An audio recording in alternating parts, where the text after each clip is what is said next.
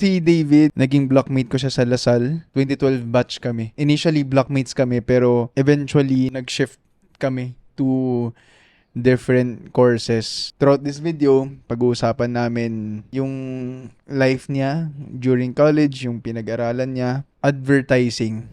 Can you give us a quick overview kung ano yung possible na parang career path ba? Honestly, hindi ko rin alam kasi hindi ako nag-pursue ng adver. Pero from what I know, mostly nang nasa adver sa Lasal, sa agency talaga. Advertising agency. So, since sa Lasal, business course din siya. Unlike other school, advertising is more of an art degree. So, sa Lasal, more on account side napupunta yung mga graduates natin sa adver. Although, may iba na sa creative side pa rin. Pero, mostly ng taga Lasal sa account side ng advertising agency napupunta. What do you mean by account side? Ang agency, kliyente niya yung mga produkto na gusto ng advertisement. So, merong side na nag-handle nung business side, yung accounts nga. Kunwari, certain brand ka, ako account side, ako mag-handle sa'yo. Ako yung nakikipag-usap sa'yo. Ako yung gumagawa ng deals or something like that. And then, meron creative side, sila yung nag-execute ng idea naman. So, Okay. para ako yung middleman. Kundi ako mali, sorry. Wala akong practice sa hanggang intern lang ako sa advertising. So, business side siya. Wala siyang like creative side like yung pag... Meron din some degrees, pero mostly, I think very small percentage. Sa mga kakilala ko lang meron pa rin na pupunta sa creative, pero kung by ratio, mostly sa accounts. Can you give us like a quick overview like yung mga major subjects niyo kung ano yung mga pinag-aralan niyo? So, ang naalala ko sa mga majors, we have yung parang mag-iisip ka na insight sa brand, parang tapos yun nga, of course, basic marketing, target market, yan, communication, then we have writing also, and then we have media, tapos meron din sales, konti. Hindi ba creative side yun? Yung mga ginagawa na yun? Yun yung naalala ko kasi creative ako eh. Nasa creative side field ako. Mostly nang hindi natin majors, marami rin kaming business subject. Like may advertising law din, ganon. So, usually yung course nun, 3 years with thesis or walang thesis? 3 years, 2 terms. 3 years, 2 terms. May thesis din. Yung thesis namin based sa OJT. Yung thesis namin, yung OJT namin, mag-work kami sa agency. Tapos, bibigyan kami ng sample account na current handle talaga nila. So, kompleto yun, both accounts and creative. Gagawa namin ng market plan, study. Hindi kailangan to the commercial level of execution pero gagawa din kami ng sample on how we will execute the campaign na ira-run namin sa brand na yun. So, how long was this yung internship nyo? O, one term. So, sabay na sa thesis. Makapagbigay ka ba ng parang real life, like example, yung day-to-day task mo Sure. dun sa agency? Hindi. Sa intern. Sa internship. Sa intern, mostly creatives lang ako. So, since intern lang naman, they don't really give us full-blown assignment. So, minsan sa commercial, papamock up lang ako ng either font or design, layout sa commercial. Ang naalala ko, one time, may isang commercial for a milk brand. Okay. Tapos, parang ika-caption mo lang yung isang slogan nun. So, naggawa lang ako ng sample text na lalabas sa commercial. So, hindi ko alam kung nagamit o hindi. Sometimes, sumasama ako dun sa mga staff. One time, we went to a studio, nag-color grade sila ng commercial. So, nandun ako sa isang studio, pinapanood ko yung parang, I don't know, art director ata tawag. Medyo nakalimutan ko na or creative director. Pinapanood ko, nagde-decide siya. Oh, I think itong ganito dapat tone nitong scene na to. Ganyan. Gawin mong mas red, yung shirt, mga ganon. Advertising student, kailangan familiar ka sa mga editing tools like yung mga Photoshop, etc. Depende nga kung account side ka or creative side ka. Ako, mas nasa creative side ako. So, definitely it's a big plus. Pero to pass yung mga subjects, hindi kailangan na magaling ka sa mga ganun. Not really. May classes. Syempre, you have to do at least decent naman. May mga ganong class din. May mga Photoshop class, stuff like that. Pero, hindi naman siya sobrang requirement. Do you have a particular course or subject na nagustuhan mo? Like favorite subject mo? Yeah, okay lang mag-shift sa topic. Pinaka nagustuhan ko is something na hindi actually required. Yun nga yung block pits pa tayo. So, nung nag-shift ako, hindi na siya required. Critical thinking, creating class. I think sa college, yun din yung good opportunity. Sometimes masusurprise ka sa mga classes na akala mo, parang wala namang kwenta to hindi naman to kailangan. Pero minsan dun ka natututo talaga na magagamit mo in different aspects of your life. So sa Clayton ko naalala mo na mga fallacy. Right. Dati wala naman tayong alam sa para ano ba, 'di ba pag nag-argue tayo kung ano lang nasa isip natin. Pero in relation sa advertising, meron ka bang like natandang subject na nagustuhan mo? Particularly. Siguro yung class na nag-iisip kami ng insight. Kasi digs deeper on people's behavior. So minsan 'di ba like for example, ba't ka ba bumibili ng kape? 'Di ba? Hindi lang naman dahil masarap or depende sa anong kape. Yung iba they're after for that experience of yung place, yung ganyan. So parang it drives you to look deeper why people do things. So yeah. So parang may mix siya with marketing. Yeah, ang advertising is a branch under marketing. Pero may marketing course din tayo sa Lasal, 'di ba? Mas specific lang ang advert. Kumbaga, advertising is a tool in marketing. Meron ka bang most memorable time sa as a student sa Lasal? Nung nakilala kita.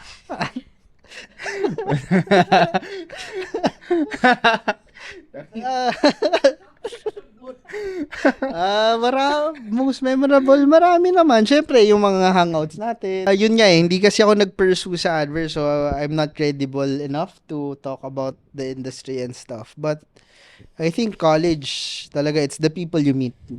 Totoo. That really shapes you in the future. Kasi if you meet enough good people then in college, kahit iba-iba kayong direksyon, iba negosyo, iba corporate, parang may mapupulot kayo sa isa't isa. Yun yung mga nagte-trending ngayon na parang diploma o diskarte na parang what's your thought on that? Like, kung may gusto kang kasing matutunan, technically, kayang i-self-learn Controversial talaga yan. Ako, advice ko, depende sa estado ng buhay mo eh.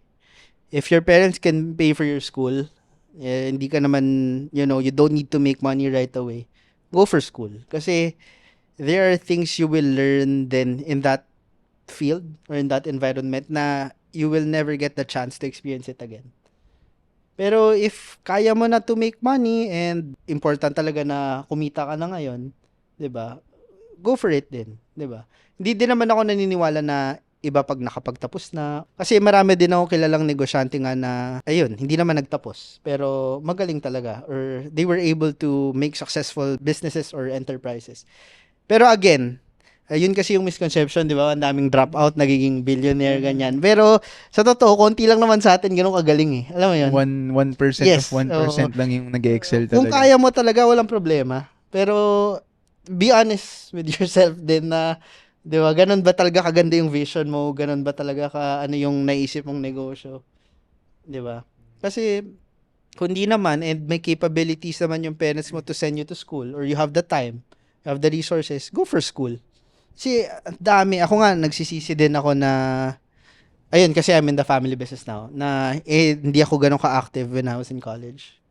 Parang sayang the network was so big in college. Diba? Ayun na nga, to touch on that topic kasi alam natin the importance of meeting people during college and establishing connections kasi especially from Lasal pa tayo. So, yung mga makikilala natin sa mga kaklase natin, may chance na may mga negosyo. So, since mga 8 years na tayo mag-graduate, yung mga nakilala mo bang like, I don't want to sound na parang you're profiting of them, pero yung mga nakilala mo bang like ng mga tao sa Lasal, like nagagamit mo ba yung mga connections? Currently, wala. Pero, I think more of the usapan, mindset.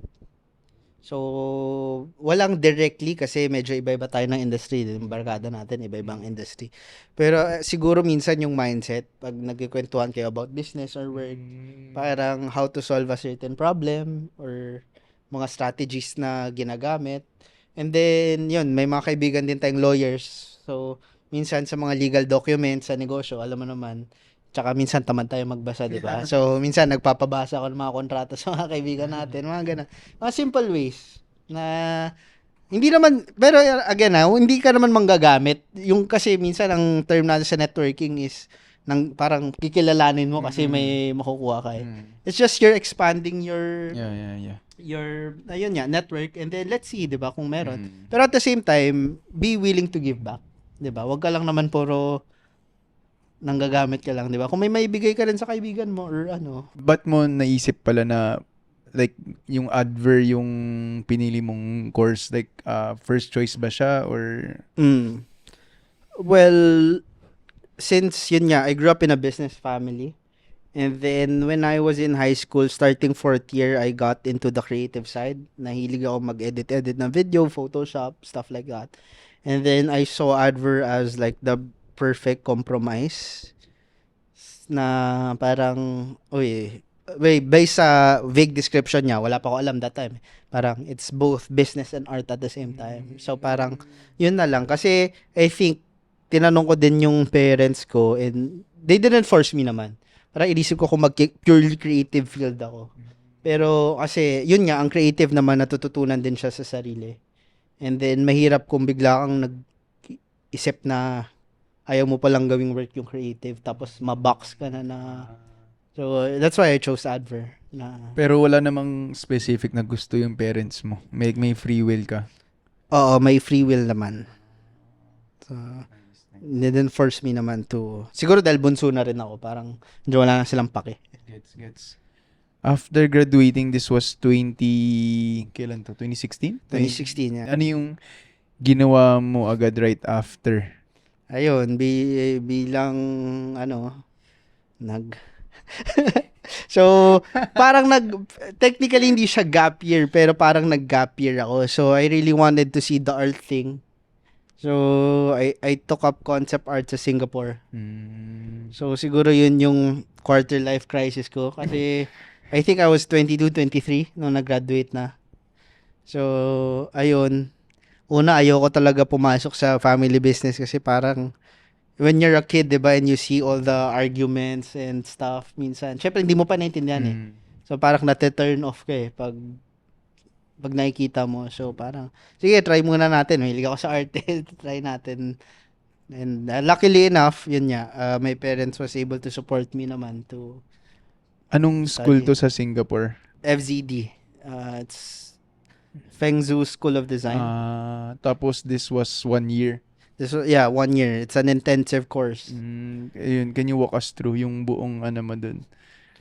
Ayun, basically, medyo niche kasi ang concept art eh. Para kang product design pero for entertainment. So, like in real life, diba, people design chairs and stuff and the room.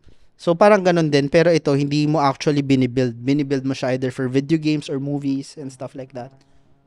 So, ako, hindi naman ako magaling talaga mag-drawing and mag-conceptualize pa. Kasi, iba naman ang Adver, you're marketing a product. Kahit both creative, totally different siya. So, ayun, drawing kami halos araw-araw. More than 8 to 10 hours a day we're drawing. Pero wala kang Designing. prior knowledge on drawing before ka pumasok? Yung mga YouTube. mga YouTube courses, ganyan. Tapos wala siyang pass or fail? Or Meron. din. Pero yeah, I think I was at the skills-wise, I belong sa bottom talaga of the class. Do you think na dapat ka muna para ma-max out mo yung learning mo? Kailangan at least kahit paano may prior knowledge ka muna on... It would have helped. Ano yung, what made you choose yung specific school? And yung, ano ba yung course nung sa school yung tinika mo? Yung school kasi yun lang yung in-offer niya. So, specialized talaga siya for that industry. Tapos, hindi siya like master's degree or something? Hindi, diploma lang. So, it's a 1-year diploma. Interesting. Ang galing. So, what are the struggles that na-encounter mo during that 1-year stay sa Singapore? Kasi during this time, kailangan mag-isa ka, and I know na coming from yung situation mo na parang dito, komportable ka and may mga tumutulong sa'yo sa day-to-day activities mo, tas dun, mag-isa ka na lang the whole time. Mahirap talaga. Pero I think it's something I needed also. Parang siguro sa buong buhay ko, I've never worked that hard. No? Kasi yung course ko sa college, wala anong board exam di ba? So, you just need to study enough to pass the courses. And then after that, tapos. So ito, coming from hindi ganun kaganda yung skills ko for that course. Tapos talagang hirap. Tapos living alone, syempre dito, medyo okay naman tayo, 'di ba? May okay naman yung bahay natin, stuff. Doon, sa mahal ng rent sa Singapore, my first room, I think, was like, size na ng kubeta, gano'n. I mean, I don't know kung ano, pero mali talaga, kama lang, cabinet, table, isang hilera, yun na yun. Tapos mahal pa yung mga living expenses sa ano. Mahal. So, I think yung kinakain ko, yung parang pinakamura was like 6-7 Singaporean dollars. Yun na yung medyo pinakamura. So, mga nasa 180 to 200 pesos. Pero that's the, yung parang cheapest I could find. Pero siguro meron pang iba. Pero yun lang yung nahanap ko. Tapos magkano yung rent mo? Rent was around 700 Sing. So, 700, magkano na ba? Hindi pala. Mga 26 to 20 20 plus. Grabe, mahal pa rin ng rent. Ano lang yun hindi yun, kwarto lang yun, na maliit. Tapos everything is shared. CR, kusina, shared sa ibang nagrerenta na ibang kwarto. Grabe. Tapos yung, parang dorm to sa school or parang naghanap ka sa labas? Sa labas. Walang dorm ng school na. Tapos ang tuition natin, confidential na lang. basta alam natin na mahal. Pwede nyo naman hanapin yan. Wala na, sarado na yung school. Sarado na yung school? Oh. Kasi sobrang volatile na industry na yun. Lalo na ngayon with AI and stuff. Right. Pero, with the connections that you've made and yung mga worth it ba yung like binayaran mong tuition sa mga natutunan mo and yung experiences mo? Yan, depende yan Kasi yung worth it, iba-iba yan sa estado ng buhay natin. Okay. I would say for my personal growth, it is worth it. For monetary value, hindi. Kasi hindi ko naman, di ba, hindi ko naman ginamit sa trabaho ko ngayon. Tsaka, yun nga, dyan na rin papasok konti yung privilege na, di ba, I was lucky enough that my parents supported me. Pero kung kunwari, ako lang, pera ko yon na pinag-ipulan ko or hindi siya worth it kasi masyadong mahal yung tuition. Ngayon with the online courses for that field, ang dami nang magagaling galing lang sa, dati kasi limited yung knowledge sa industry na yun Very niche kasi talaga siya. Okay. Ngayon, ang daming magagaling yung mga, lalo sa China yung mga bata doon, tsaka yung mga sa Russia, online lang yun. Tapos, ang gagaling ng art skills nila, crazy. Right. Tapos during that time, umuwi ka rin ng Pinas during that 1 year. Pag term break. Tapos ang classes mo nun, everyday na... Everyday. Tapos, ganun din, may homework ka lagi, tapos may mga exams, ganun. Kailangan ipasa. Ang exam, very practical kasi siya So, everyday may class, and then, after ng class, bawal ka umalis pa rin ng school. You have to do your work in school. So, para kang nagtatrabaho din. Bibigyan ka ng task, bibigyan ka assignment, and then gagawin mo yun. Tapos hanggang sa bahay, kasi hindi mo matatapos yun during that time, gagawin mo pa rin. Sa laptop ba kayo? Or like, yung... Paper. Paper. Both. So, una, medyo mas maraming classes na sa paper. And then, sa mga mas later terms, yan na yung medyo sa computer na. Parang tuturuan ka kasi ng foundation talaga. So, ano yung mga nagiging parang career kung gusto nilang gawing career path? Mostly, generally, sa video game industry talaga. Mga designers, ganyan. So, most of my friends, ganun. Or freelance work, illustration, ganyan. Pwede rin. Although, hindi yun yung focus, pero you'll get enough skill na magagawa mo. Ayun, can you walk us through yung naging mga nakuha mong freelance dito sa Freelance, nag-try lang ako sa Upwork Kasi kahit after school, personally, siguro hindi rin ako ganun ka nag-excel. Hindi pa rin ako ganun kagaling. Enough na to do some work, pero not pa rin yung magiging in demand ka na And then, I work sandali sa isang gaming company dito sa Pinas. Medyo startup-ish siya. Ayun, so wala. So, nag-work lang ako sa, actually, okay yung studio na yun. Mabait din yung may-ari, ganun. Pero, doon ko rin na-realize na parang abroad, okay sana yung salary eh. Actually, yung nakakatawa niyan, may isang life-defining siguro part sa career ko. May nag-offer sa akin ng job, pero I have to test, art test. Okay. In Vietnam, pero yung rate is international kasi international studio. Tapos, ang tumalo sa akin sa exam, di ako natanggap. Taga-school ko rin sa Singapore na Pilipino din. Higher batch lang. Siya yung nakakuha ng trabaho. Pero mabait yan kasi after a few months, niyaya niya ako kung gusto ko. In-offer niya ako ng, gusto ko, yun, baka may opening sila, ganon. Yun nga, at that time, I decided na after working for a few months sa gaming, na I decided to go into the family business na. Ano yung mabigay mong advice para sa mga incoming, like gustong mag-take up ng advertising na students? Again, I don't think I'm the best one to. In general na lang siguro. Pwede general. In general. Ito lang masabi ko, you don't have to be sure about everything. Kasi parang sometimes we think na this decision will last a lifetime, especially when you're young, 'di ba? Parang ito na magdidikta ng future ko. O hindi naman. Hindi mo masasabi saan ka dadalhin eh. So, use every learning experience you have to enrich you, enrich your life, enrich your knowledge. And then, pag nag-pivot ka, magagamit mo pa rin. Hindi man direct, pero at least dahil willing ka matuto, willing ka mag-absorb. Kung mapunta ka man sa iba, magagamit mo yan. Right.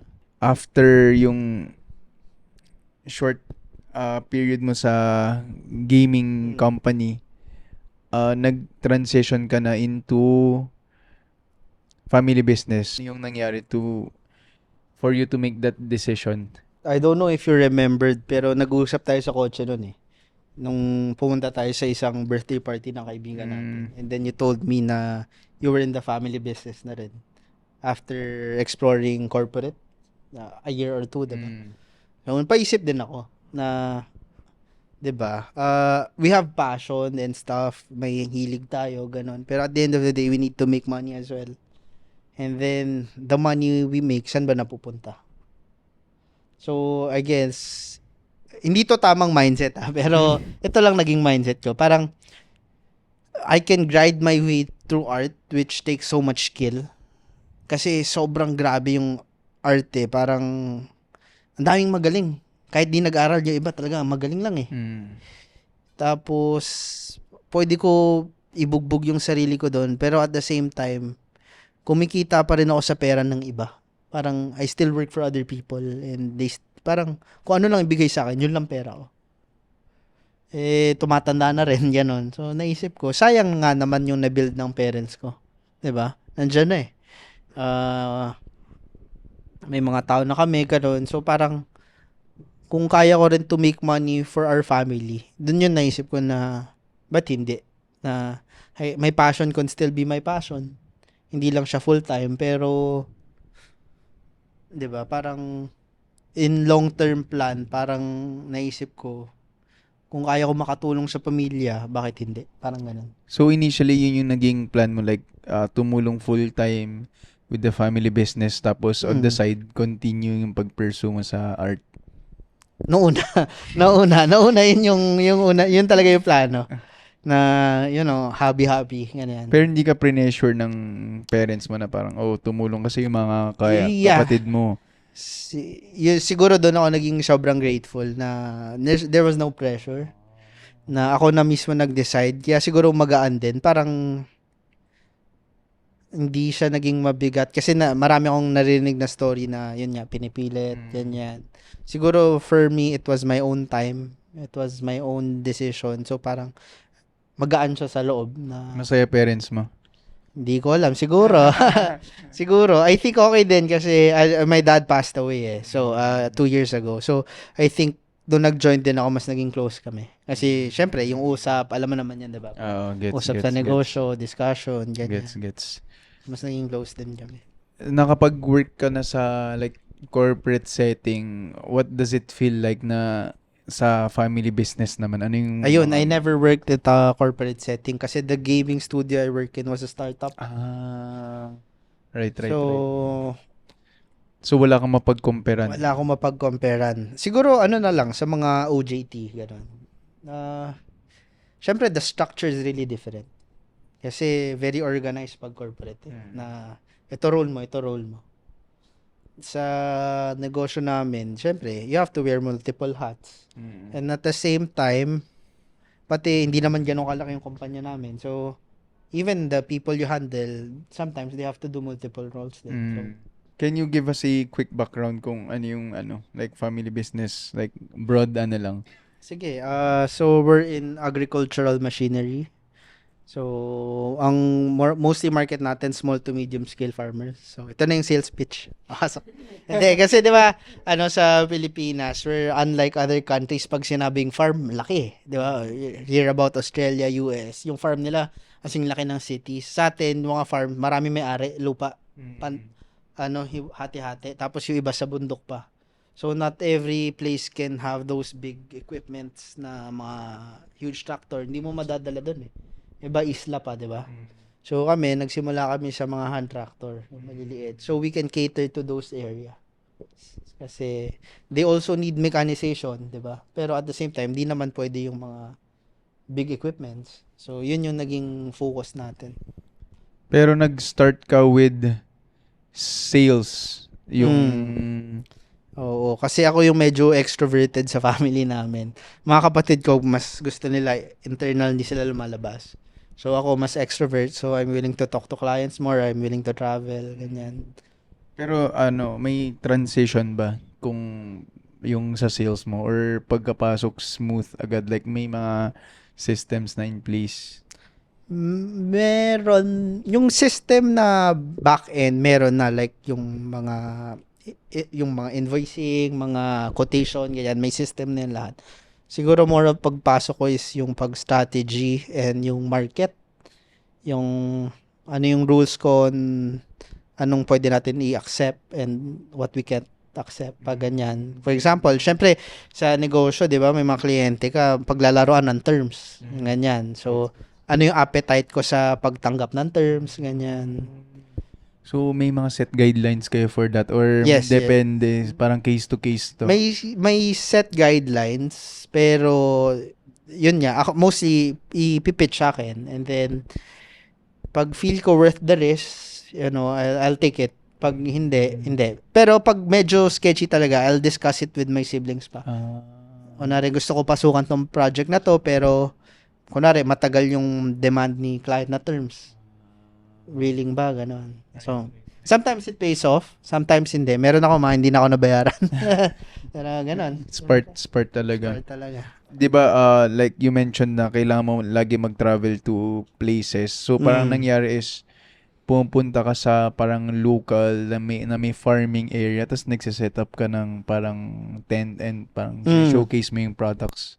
Ayun, so pumupunta kaming mga probinsya. Yan. Minsan, wala kaming dala, talagang pitch lang. Pitch to the community, pitch to the farmer groups. May time, pag naplano talaga yun, magdadala kami sample, magde-demo kami. So, we teach them about our machinery, ano yung benefits, ano yung Pero how do you know kung saan? Minsan na-invite kami. Minsan, na-invite kami ng either a local business there that wants to carry our product, or minsan mga local groups, or sometimes the municipality itself. So medyo sikat na pala kayo in the industry? Hindi naman. Depende isang lugar. So may mga area na medyo known na rin. May mga area hindi pa masyado familiar. Pero may competitors kayo? Marami. What makes you think that iba yung mga products nyo? Well, ang pinaka ko is locally assembled kasi kami. So, hindi ko masabi lahat locally fabricated kasi we do import. Pero ang sa amin, since locally assembled, kompleto kami mga pyesa, ganyan. And then we modify also some of the things we import to make it more suitable sa local scene, sa local setup ng mga farm natin, lupa. So, marami kasing, pag mura talaga, maraming buy and sell. Alam mo naman, gano'n nakabilis mag-import, diba? So, marami buy and sell, pero pag nasira, wala na silang malapitan sa pyesa. So, parang medyo may kayo, parang end-to-end kayo, parang may after sales kayo. Yun. Tapos, when it comes to some naman, yung iba naman namin, locally fabricated talaga. As in, dad ko yung nag-design, gano'n. Like ngayon yung medyo sikat namin is yung shredder. So it's something that shreds organic waste. So hindi lang siya kasi siya sa farm, pati sa mga food waste. So sometimes yung alam mo yung mga schools na maraming estudyante, mga facilities na maraming food waste, ginagamit yun locally yun. So yun yung one of our competitive edge. We make some of the machines talagang gawa namin. Pero yun, medyo niche siya na industry. Kaya actually yun lang Solid. rin, mahirap din maghanap sa Lasal ng connection with my friends kasi very few naman in Lasal are in agri. Meron siguro, hindi ko lang na-meet. Right now, until now, nasa sales ka pa rin? Or may plano kang like itry yung mga ibang, like yung mga supply chain? Sa negosyo Oo, namin. sa negosyo na. Yun nga, as small business, alam mo naman yan, we wear multiple hats. Of course, sales is the main thing. That's yung mga tao sa sales, yun yung masawa ko. Pero, pati naman R&D product, syempre, dahil, may stake ka rin sa company, part na rin yan. Kasi, based din sa sales, dun mo rin malalaman ano yung, kasi mga suggestion ng kliyente, anong product pwede, ganyan. Dun ka rin nagkaka-insight. Yung sa pag-design din ng like yung mga product, like Yes. nakipag-communicate ka rin sa supplier. So, nice. kahit hindi man sobrang technical, kasi usually, syempre technical, i-consult mo na yan sa mga gumagawa talaga. Either sa ag-eng or sa pero yung kunwari, yung user experience, yan. I think kaya minsan maganda din na hindi ka sobrang technical kasi nako-communicate mo din yung improvement in a parang user experience based. Ganon. So, ano ba yung feel ng machine? Paano mo siya gagawing mas safe? Yung mga ganyan. Tapos, since nasa sales ka, like, nakakausap mo directly yung mga tao. So, parang alam mo rin kung ano yung mga suggestion kailangan nila, nila. mga Yeah. suggestion nila. Tapos, ayusin mo yung sa back-end. Like, bibigay ka rin. Right now, currently, mayroon ka bang pinapursue on the side dun sa art side mo na passion? Ayun, sadly, wala na. So, yung art side ko na lang minsan is pag nag-edit-edit ng lips, gano'n. Pero okay lang rin. Parang siguro na come to terms ko na rin na ayun, I was lucky enough to be given a chance to pursue it, and ayun, na-realize ko lang rin na parang ewan ko, nung age kasi natin, uso yung mindset na you should pursue yung passion, yun yung gawin mong work para you never have to work. Di ba yung may quote na gano'n yung, ano ba yun, naalala ko yung exact quote? You never have to work a day in your life. Oo. Parang may mga gano'n. So yun yung usong mindset nung panahon natin eh. But I realized naman na, it doesn't have to be. Hindi mo kailangan pagkakitaan passion mo. If dumating and gano'n, okay, good for you. Pero minsan, iba yung skills mo na profitable, iba yung skills mo na, you like to do. Pero at least nandun lang naman siya. Like, anytime naman. Oh, I still draw from time to time. Right. Mostly as an outlet na lang. Okay. Thank you for watching. If you like more of these interviews, make sure to like this video and subscribe to my channel. And I would like to thank our guest David for agreeing to come to this video podcast with me. Thank you rin. Tsaka kung may nanonood kay Kevin na nasa agri industry, by chance, hook me up.